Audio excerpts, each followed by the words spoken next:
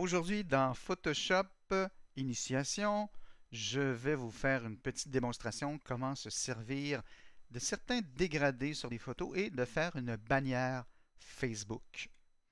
Donc, je vais ouvrir Photoshop et voilà. Dans un premier temps, je suis allé vérifier sur Internet quel était le format idéal pour créer une bannière Facebook. J'ai fait moi-même des tests et j'ai établi que la meilleure façon de faire une bannière ou la taille la plus optimale serait de 820 pixels par ici 320. Excusez-moi, 312. Donc, optimalement, ma bannière pour le haut de ma bannière Facebook serait de 820 pixels par 312 pixels dans une résolution de 72 pixels au pouce en les couleurs RGB. Donc, je fais créer et j'ai mon document.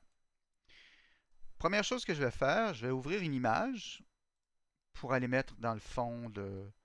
Tiens, je vais ouvrir mon paysage ici. Et voilà, c'est un paysage que j'ai fait déjà. Donc, je sélectionne mon paysage.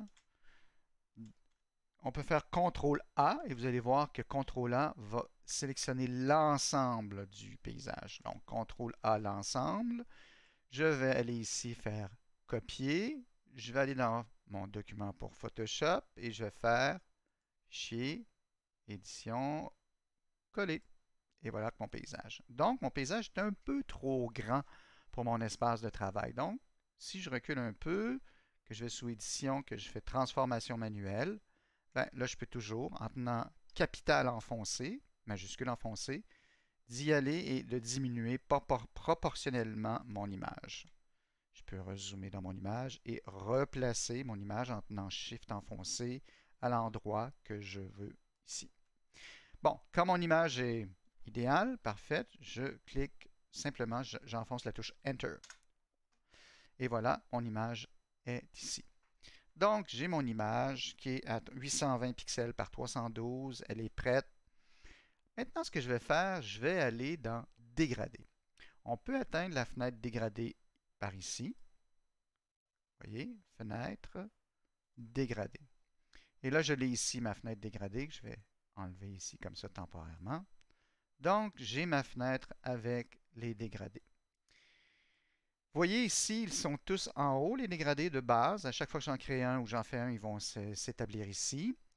On a les dégradés de base et on a aussi des dégradés ici, bleu, par exemple, violet, déjà préétablis, rose, rouge, orangé, vert, gris, des iridescents, on a des pastels, des dégradés aussi hérités, on dit aussi des couleurs par défaut. Par exemple, ici, j'ai un dégradé arc-en-ciel. Alors, si je clique sur un des dégradés, peu importe dans lequel, si je clique sur un des dégradés, regardez ce qui va se passer. Le dégradé va s'appliquer sur l'image au complet. Maintenant, je vais vous montrer dans les calques ce qui se passe. Je vais faire Undo et je vais le refaire encore. Regardez les calques là, maintenant. Quand je vais cliquer sur un dégradé, et voilà, il fait apparaître ce calque de nouveau, qui est le calque pour régler mon dégradé. Donc, mon dégradé, comme vous pouvez voir, il est par-dessus mon image. Donc, ce que je dois faire à ce moment-là, qu'est-ce que je peux faire avec mon dégradé qui cache mon image? Bien, vous voyez, en haut, j'ai ici les options de fusion. Donc, anormal, si je baisse mon opacité, je vais commencer à voir mon image. Ou, dans les options de fusion, je peux toujours faire Produit ou aller chercher d'autres modes de fusion. Voilà, incrustation, lumière tamisée, lumière crue. Bon, les effets ne sont pas tous super dans ce cas-là ici, mais il y a quelques effets qui peuvent être intéressants. Les teintes, saturation, la couleur par exemple. Bon, je vais le laisser avec couleur. Et voilà. Donc mon image maintenant, elle a pris toutes les couleurs qui étaient dans ma palette de dégradés. Si je change ma palette de dégradés, par exemple, bon, un petit peu. Si je change ma palette de dégradés, je vais la mettre ici à côté et que je la mets, et voilà, bleu, jaune, orange. Si je vais dans les autres types de dégradés, par exemple, bleu, Je clique sur un des dégradés, par exemple celui-ci. L'image devient bleue. Comme vous pouvez voir, dans mon dégradé, j'ai toujours ici les options de fondu, ou les options de fondu que je peux avoir sur mon dégradé. Par exemple, produit, encore, je peux encore jouer sur la couleur, la densité. Il y a des filtres, il y a des couleurs qui peuvent produire des effets plus intéressants que d'autres. C'est à vous de voir. Autre chose, je vais revenir pour mon dégradé ici de base, là. Et voilà. Comme vous pouvez voir, si je clique ici sur cette zone, je double-clique sur cette zone, je vais avoir un autre petit panneau qui va me donner des options pour mon dégradé. Ces options sont suivantes. Dans le dégradé, je peux toujours aller rejoindre encore les basiques que j'avais, les bleus. J'ai encore les options par ici de changer les mêmes types de dégradés que j'avais par exemple dans cette fenêtre. Mais par contre, ici, ce que je peux faire, c'est de changer le style de dégradé. Est-ce qu'il sera linéaire, radial, donc partant vers le centre, en angle, réfléchi ou en losange? Ici, je vais le laisser à linéaire. Comme on peut voir aussi, je peux lui donner un angle. Ici, même s'il est linéaire.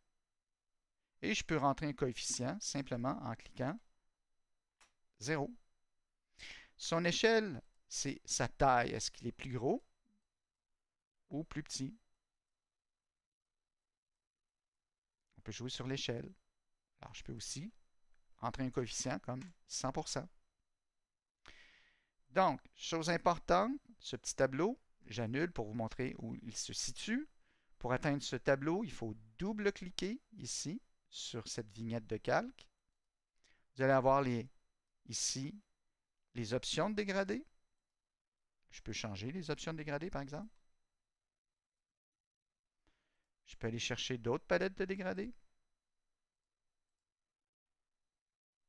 Et comme vous avez pu voir, j'ai même d'autres options quand j'ai cliqué où je pourrais aller changer, par exemple, cette couleur ici, puis lui donner une valeur différente. Par exemple, ici, l'opacité est à 100%, je pourrais régler son opacité à 0%. J'annule, et voilà. Donc, mon dégradé, je peux donner toutes sortes de couleurs, par ici aussi. Les angles, linéaires ou non, son échelle, quand je suis content, OK. Et vous pouvez toujours revenir ici sur cette palette et changer encore les dégradés. Quand vous êtes content avec ce que vous voyez, vous avez ajusté, par exemple, ce que vous voulez avoir ici comme mode de fusion, tout est beau.